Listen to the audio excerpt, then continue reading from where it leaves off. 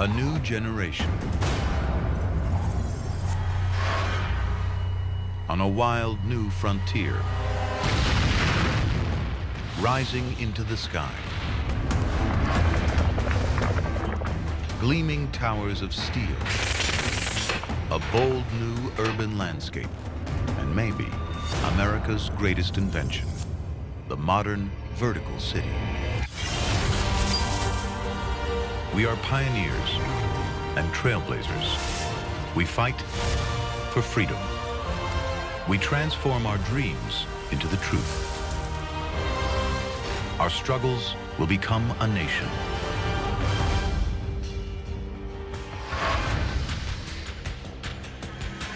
America, land of invention. Hot dogs, jazz, the elevator, skyscrapers. This is the story of the greatest innovation of all, the modern vertical city. One world-famous icon has come to symbolize it. Amazingly, we very nearly didn't have it. It's 1885, and New York City has a big problem. A magnificent gift, but with some assembly required. Scattered across Bedloes Island in New York Harbor in 214 crates. They contain the largest statue in the Western world. It's been donated by the people of France to celebrate the centenary of the Declaration of Independence. Built in Paris, broken down into 350 massive pieces for the journey to America. That's the problem. The cost of reassembling it will be astronomical. Money New York does not have. At least 6 other U.S. cities are jockeying to give it a home. New York City is in danger of losing the Statue of Liberty. Not if this man can help it. Joseph Pulitzer, tenacious newspaper magnate, immigrant, self-made man. He owns the biggest paper in the U.S., the New York World. And he's determined to keep liberty in New York Harbor. Through his chain of newspapers, Pulitzer launches the biggest fundraising campaign ever seen in North America. It would be an irrevocable disgrace to New York City and the American Republic to have France send us this splendid gift without our having provided even so much as a landing place for it. We must raise the money. More than 1 million people read Pulitzer's papers every day. Enclosed, please find 25 cents as my $1. contribution The towards contents of our statue. little savings bank, which we 10 cheerfully o'clock contribute to the Poker Club pedestal. resolved to send you the contents of the first jackpot. You will find enclosed $4. The money we saved to go to the circus with. Donations flood in from all across the country. Rich and poor, east and west. Pennies and nickels, 5s and 10s, even thousands of dollars. In all, a staggering 121,000 donations. More than enough to keep this iconic statue in New York. I think a statue is not just a statue. I think symbols really matter. I think they signify in a big way. In fact, maybe they do more than reams and reams and reams of legislation and paper and print. Now the real work begins. To hold a statue 150 feet high, the pedestal will be the biggest concrete structure in the world. Over 200 men work through a grueling winter to complete it. As the last of the cement dries, workers toss in their own silver dollars for good luck.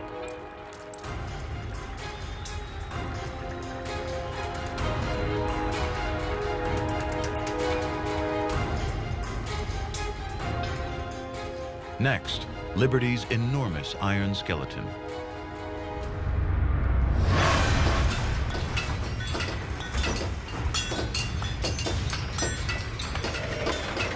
It's designed by Gustave Eiffel, who will build the famous Eiffel Tower in Paris. The skeleton is 151 feet tall, and with the pedestal, it's the height of a 30-story office block.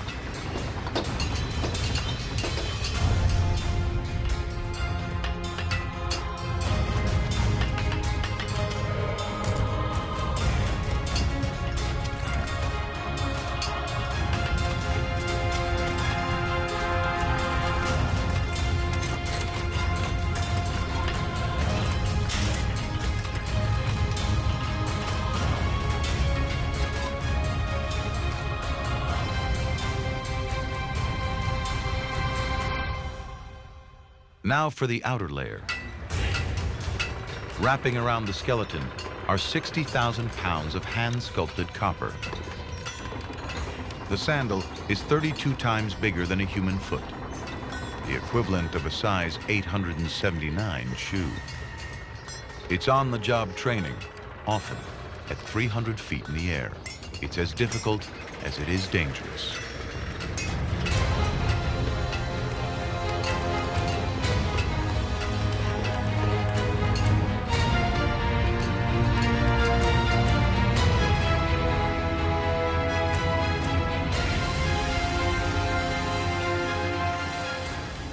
They need to fix 300 pieces of copper shell to the framework with more than 300,000 rivets.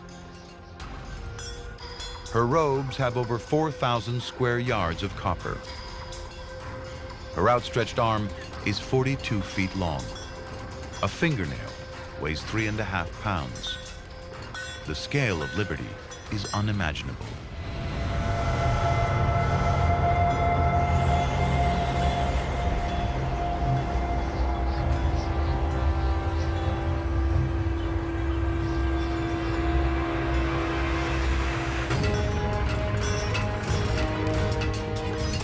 After 6 months of hazardous construction, there are no fatalities, and Liberty's 17-foot face is finally winched into position.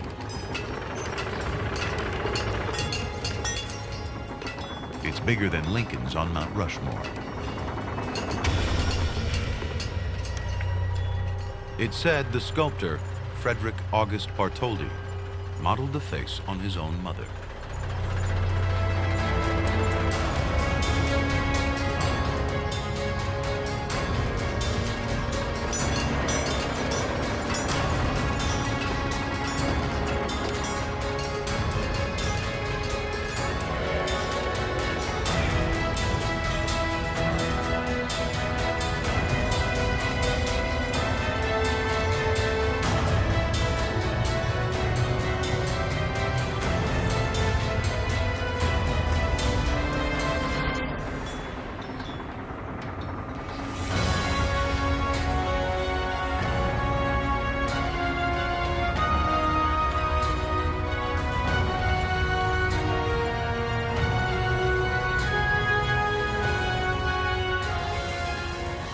It takes 25 years for Liberty to oxidize and turn green. A functioning lighthouse until 1902, the statue's official name is Liberty, Enlightening the World. At first, a symbol of the alliance and friendship between France and the 13 colonies in the American Revolution, it will come to represent much more. At the entrance to New York Harbor, the Statue of Liberty becomes a beacon to the world and a welcome to millions. Later, a poem by Emma Lazarus in her base celebrates America as a land of refugees. Give me your tired, your poor, your huddled masses yearning to breathe free, the wretched refuse of your teeming shore. Send these, the homeless, tempest-tossed to me. I lift my lamp beside the golden door. Over the next 2 decades, more than 12 million immigrants passed the Statue of Liberty on their way to Ellis Island, the first stop for most new Americans. Imagine what it took for someone to leave Eastern Poland or Lithuania or some village in the mountains of northern Italy and come all the way to this strange place with nothing. Today, more than 100 million Americans can trace their roots back to ancestors who came through Ellis Island. If you go back only 150 years in our 200, almost 50-year history, 95% of the people were not here.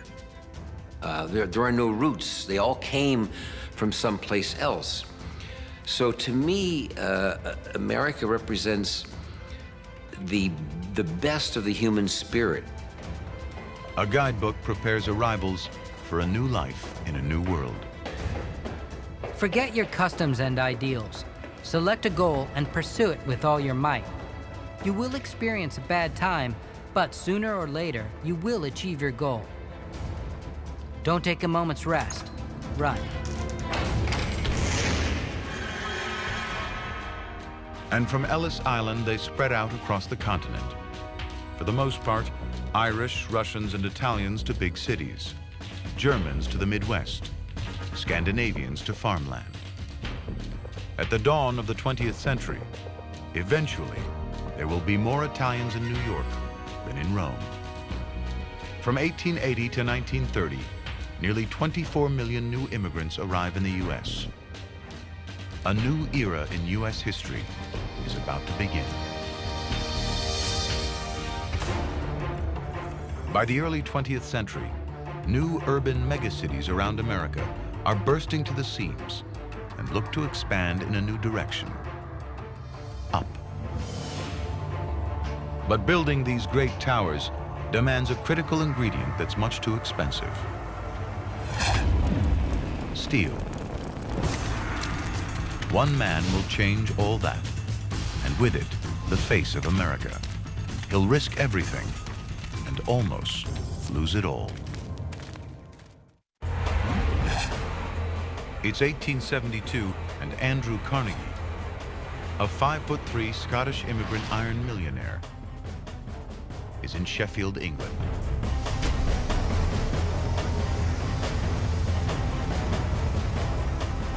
He's looking at the future. A revolutionary way to make steel. Steel has been around for thousands of years, but so expensive to produce, it's always been a luxury item. 2,000 years ago, it's used in Oriental swords. It is even used in designer jewelry. But America stands at the brink of a new age. To build it, they need steel, and lots of it. It's the only material strong enough for the towers that will touch the sky.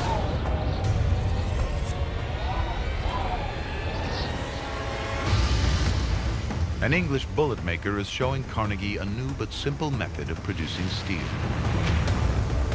He's stunned. Blast hot air through molten iron. Carbon impurities burn off. You get the wonder material: steel. For the first time, it can be produced quickly and inexpensively. If Carnegie can use this Bessemer process to mass produce it, he'll own the future. Carnegie returns to the States, to Pittsburgh, to start building the biggest steel plant in the world. It'll be larger than 80 football fields. It's a massive gamble. Carnegie risks everything he's got on the new plant. But only months into construction, disaster. A catastrophic stock market collapse. The economy is in free fall. He has to borrow even more money and barely scrapes through. August 1875. Against all odds, Carnegie's giant furnaces are ready to test.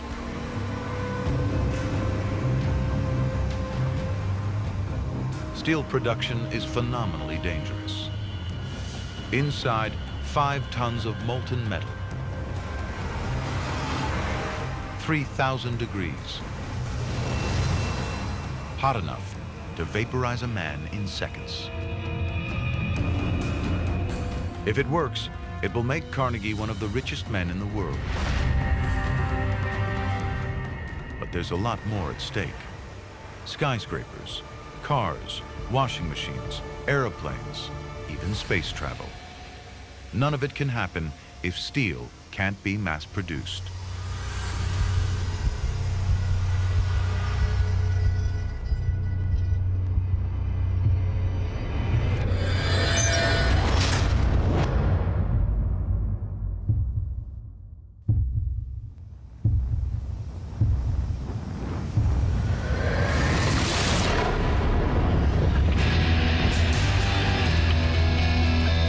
It's a success.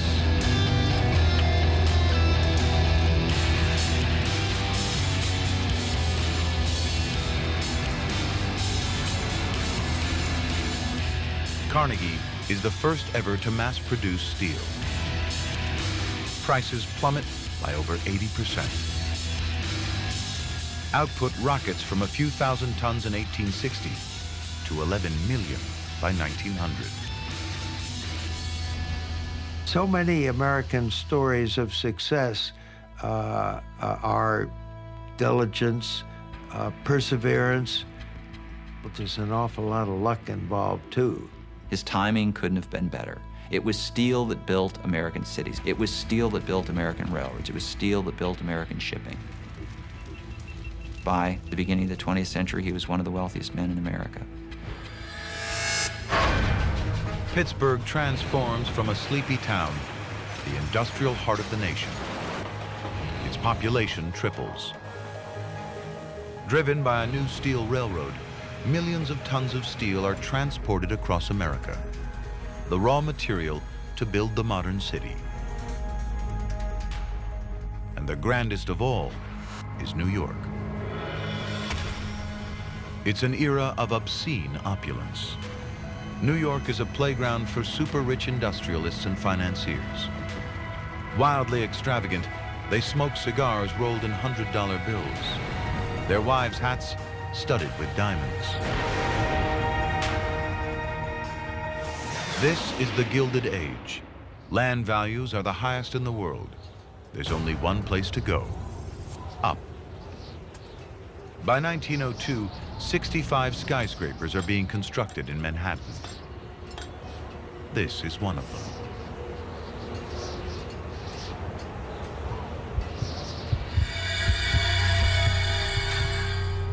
It's called walking the steel. This man is 30 stories above the street. His first time at this height. No harness or safety rope.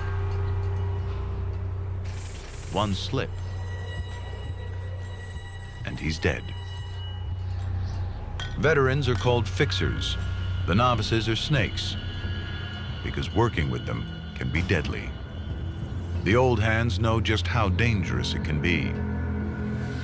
Thing I hate worse than poison is to take on a new man when we're near the top. They all get used to it or get killed.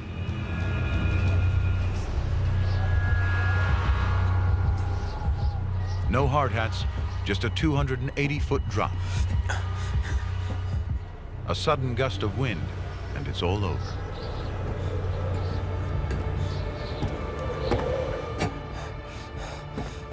They're up here 8 hours a day. Meals when they can. No bathroom breaks. They're called roughnecks, European immigrants and Mohawk Indians. Many were sailors and bridge workers, so they're used to heights.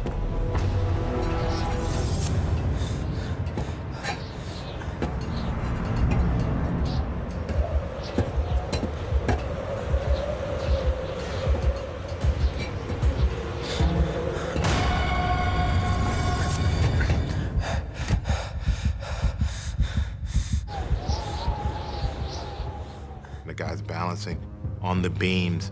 I think it took a lot of bravery. I think it took a lot of skill, a lot of physically challenging. But I also think you had to be a little crazy. The stakes couldn't be higher. It's a risk they are willing to take. The pay is $4 a day, twice the going rate for manual labor. Foreman William Starrett sums up his dangerous job. Building skyscrapers is the nearest peacetime equivalent of war. Even to the occasional grim reality of an accident or a maimed body, even death, remind us that we are fighting a war of construction against the forces of nature. He makes it. Many aren't so lucky. 2 roughnecks out of 5 die or are disabled on the job. Whether it's a builder or an architect or whatever, whoever had the imagination to design and build some of the great structures of New York, I'm inspired by. In 1902, in New York, this is what the future looks like. The Flatiron Building. Its triangular footprint determined by the intersection of 3 streets, not 2. The steel frame means the outside can be hung in sections like a suit of clothes. Now the walls don't take the weight, the steel does.